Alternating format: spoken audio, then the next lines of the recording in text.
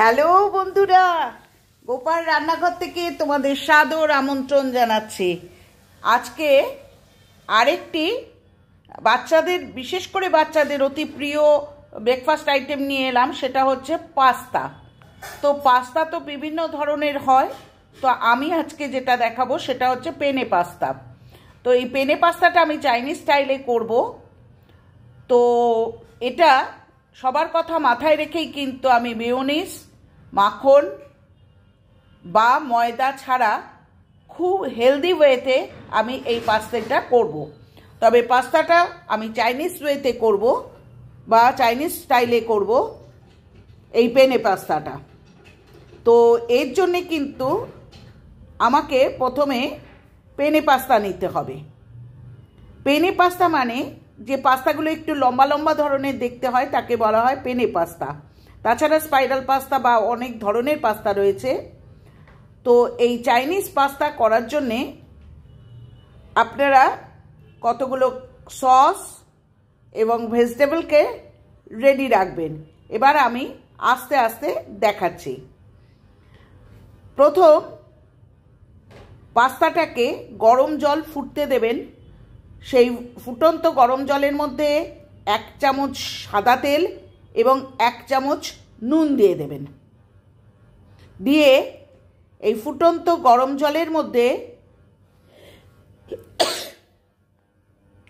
এই পেনে পাস্তাগুলোকে দিয়ে সেদ্ধ হতে দেবেন। 8 থেকে 10 মিনিট সেদ্ধ হওয়ার পর দেখেছেন আমি আস্তে আস্তে কিন্তু এখানে 250 গ্রাম পাস্তা রয়েছে আমার হোল ফ্যামিলির জন্যে। আমি খুব হেলদি ওয়েতে দেখাচ্ছি। এই ওয়েতে করলে কিন্তু কারোর শরীর খারাপের কোনো চান্স থাকে না, অর্থাৎ মেয়োনিজ, মাখন বা ময়দা ছাড়া। ভালো করে ফুটতে দিলাম। দেখতে পাচ্ছেন যে এটা কিন্তু সেদ্ধ হয়ে গেছে। কি করে বুঝবেন? এটা একটা ছুরি দিয়ে কাটলেই কিন্তু বুঝতে পারবেন। সবজি, সব ধরনের সবজি নিতে পারেন। আমি এখানে 3 ধরনের কিন্তু বেল পেপার নিয়েছি, অর্থাৎ green capsicum, red bell pepper, yellow bell pepper. এগুলোকে সব ডায়মন্ড শেপে কেটেছি। আর পেঁয়াজগুলোকে দেখুন সমস্ত দেখেছেন ডায়মন্ড শেপে কেটেছি। এটা হচ্ছে ইয়েলো বেল পেপার, এটা রেড বেল পেপার, যেগুলো সব কটা দেখেছেন ডায়মন্ড শেপে কেটেছি। আর পেঁয়াজগুলোকে কিন্তু কিউব আকৃতিতে নিয়েছি। দেখতে পাচ্ছেন গ্রিন ক্যাপসিকামটাও কিন্তু আমি ডায়মন্ড শেপে কেটেছি। জুলিয়ান করে কিন্তু আদা নিয়েছি, আর কিছু রসুনের কুচি নিয়েছি, আর নিয়েছি হচ্ছে কিছু পেঁয়াজ কুচি। এবার একটা সস তৈরি করে নেব। এই সসটার মধ্যে কিন্তু বেশ 3-4 চামচ টমেটো সস দিয়েছি। দেখতেই পাচ্ছেন বেশ অনেকটা ফ্রেশ টমেটোর সস 3-4 চামচ মতো দিয়ে দিয়েছি। আর দেবো হচ্ছে ডার্ক সোয়া সস। কারোর যদি ডার্ক সোয়া সস বাড়িতে না থাকে সে কিন্তু লাইট সোয়া সসও ব্যবহার করতে পারেন। 1 চামচ দিয়েছি হচ্ছে ডার্ক সোয়া সস। আর দেব হচ্ছে চিলি সস। এই চিলিটা আমি কিন্তু রেড চিলি ব্যবহার করেছি। এখানে আপনার যদি মনে হয় আপনি কিন্তু এখানে গ্রিন চিলি সসও ব্যবহার করতে পারেন। এটার মধ্যে কিন্তু আমি 2 চামচ ভিনিগার দিয়েছি। দেখেছো এটাকে সেদ্ধ করে কিন্তু একটু সাদা তেল এই দেখো ছড়িয়ে দিচ্ছি। দিয়ে কিন্তু ভালো করে কিন্তু আমি স্পুনের সাহায্যে কিন্তু এটাকে নাড়াচাড়া করে ঠান্ডা হতে দেবো। অর্থাৎ যে পাস্তাটা আমি সেদ্ধ করে রেখেছি সেটা কিন্তু একটু সাদা তেল ছড়িয়ে কিন্তু জল ঝরিয়ে ভালো করে কিন্তু এটা আমি ঠান্ডা হতে দিচ্ছি। এবার একটা কড়াইয়ের মধ্যে 3 চামচ মতো হোয়াইট অয়েল দিয়েছি। দিয়ে স্টার অ্যানিস দুটো দিতে পারেন, না দিলেও কোনো ক্ষতি নেই। আমি রসুন কুচি এবং আদাগুলো যে জুলিয়ান করে কেটে রেখেছি, দেখেছেন আদাগুলোকে জুলিয়ান করে কেটে রেখেছি। একটু বেশি মাত্রায় আদা দেবেন। মুখে আদা বা রসুন কুচিটা পড়লে ভালো লাগে। চাইনিজ আইটেমে এটা খুবই ভালো লাগে। আপনি একটা চাইনিজ কড়াইয়ের মধ্যেও করতে পারেন বা এমনি এই ধরনের বড় কড়াইয়েও করতে পারেন। পেঁয়াজ কুচি যেগুলো কুচি করে রেখেছি সেই পেঁয়াজ কুচিটা দিয়ে ভালো করে ভাজতে শুরু করলাম। যখন মোটামুটি ভাজা হয়ে গেল সেই সময়, আচ্ছা, ভেজিটেবলের মধ্যে কিন্তু আপনারা গাজর দিতে পারেন, বিনস দিতে পারেন, সবই দিতে পারেন। আমি এখানে দেখিনি, আমি শুধুমাত্র ক্যাপসিকাম বা ইয়েলো বা রেড বেল পেপার দিয়েই করেছি। আপনারা গাজর বা বিনসও কিন্তু দিতে পারেন। দেখতে পাচ্ছেন আমার পেঁয়াজ, রসুন এবং আদাটা যখন বেশ ভালো মতো ভাজা হয়ে যাচ্ছে, ঠিক সেই সময় কিন্তু আমি কিউব আকৃতিতে যে পেঁয়াজটা কেটে রেখেছি সেই পেঁয়াজটা কিন্তু এর মধ্যে দিয়ে দেব।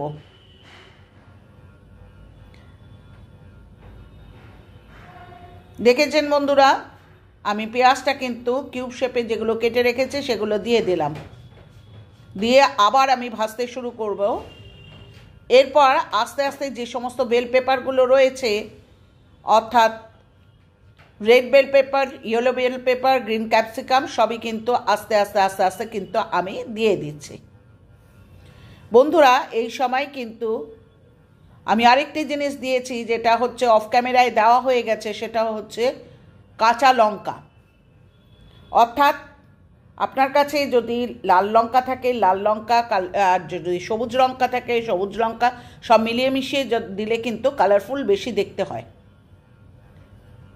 হয়ে গেছে, খুব ভালো করে ভাজলাম, কিন্তু ক্রাঞ্চিনেসটা যেন না যায় তার আগেই আমি কিন্তু এরপর ভাজা যখন আমার মোটামুটি হয়ে গেল, দেখতে পাচ্ছেন যখন একটু নরম হলো, কিন্তু ক্রাঞ্চিনেসটা যেন বারবারই বলছি যেন না যায়, কারণ চাইনিজ খাবারে কিন্তু ওটাই আসল। এরপর আমি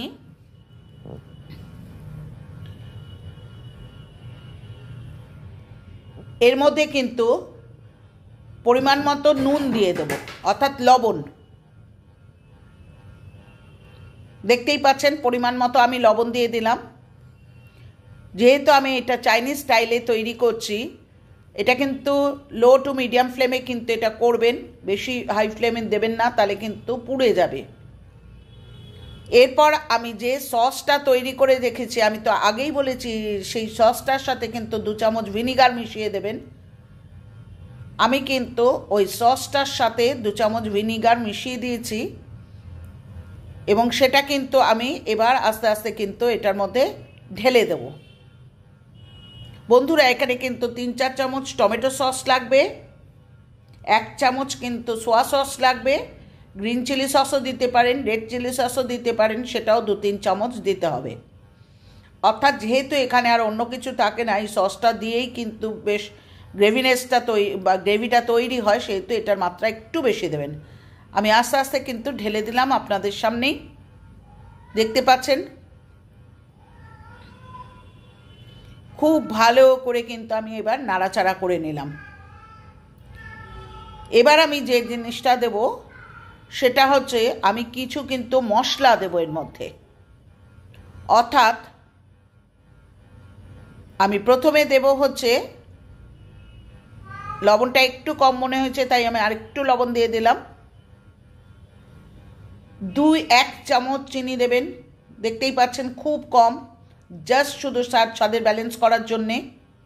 যেহেতু আমরা ইন্ডিয়ান, চাইনিজরা কিন্তু দেয় না, কিন্তু আমরা ইন্ডিয়ান, সুতরাং একটুখানি মুখে লাগার জন্যে একটুখানি, জাস্ট 1-2 চামচ, যার জন্য দেখিয়ে দিলাম, 1-2 দানা দেবেন। এরপর যে মশলাগুলো দেব তার মধ্যে রয়েছে হচ্ছে, আচ্ছা প্রথমে আমি পাস্তাটাকে ঢেলে দিচ্ছি। দেখতেই পাচ্ছেন বন্ধুরা, যে পেনে পাস্তাটা আমি সেদ্ধ করে রেখেছিলাম, তেল মাখিয়ে ঠান্ডা হতে দিয়েছিলাম, সেই পাস্তাগুলো কিন্তু আস্তে আস্তে আমি কড়াইয়ের মধ্যে ঢেলে দিচ্ছি, অর্থাৎ ওই ভেজিটেবলগুলোর মধ্যে ঢেলে দিচ্ছি।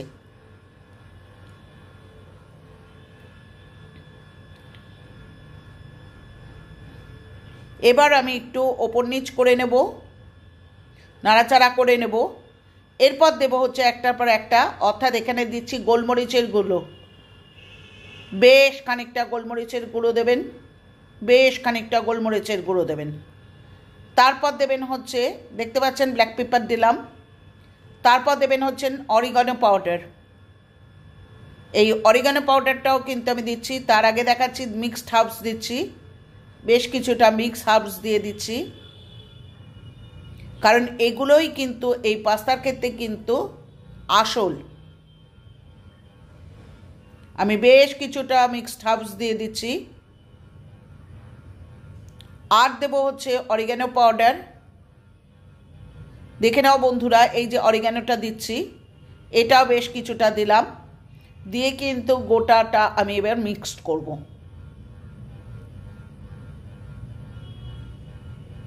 দেখতে পাচ্ছ ওপর নিচ করে কিন্তু আমি পাস্তাটার সাথে এসবটা কিন্তু ভালো করে মিক্সড করব। মিক্সড করার পর বন্ধুরা আমি কিছুক্ষণ বাদে ফিরে আসছি,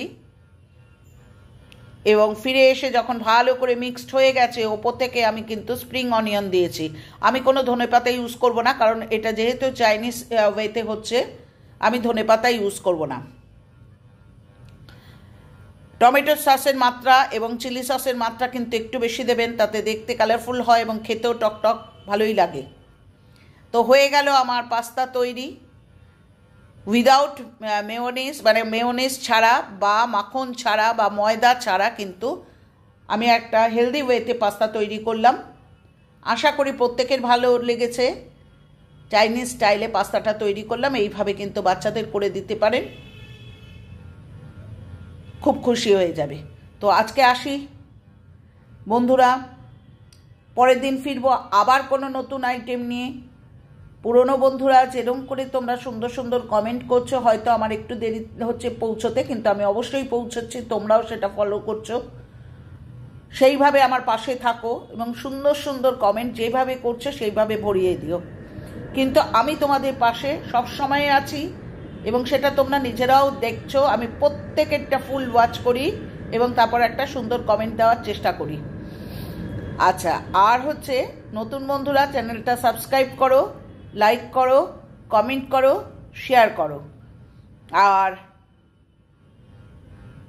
এরপর আসতে চলেছে, আমি শনিবার দিন বেড়াতে যাচ্ছি, সেই বেড়ানো এখন সারপ্রাইজই থাক, সেই বেড়ানোর কিছু ছোটোখাটো সবটা তো দিতে পারবো না হয়তো, তো সেগুলো তোমাদের কাছে তুলে ধরবো।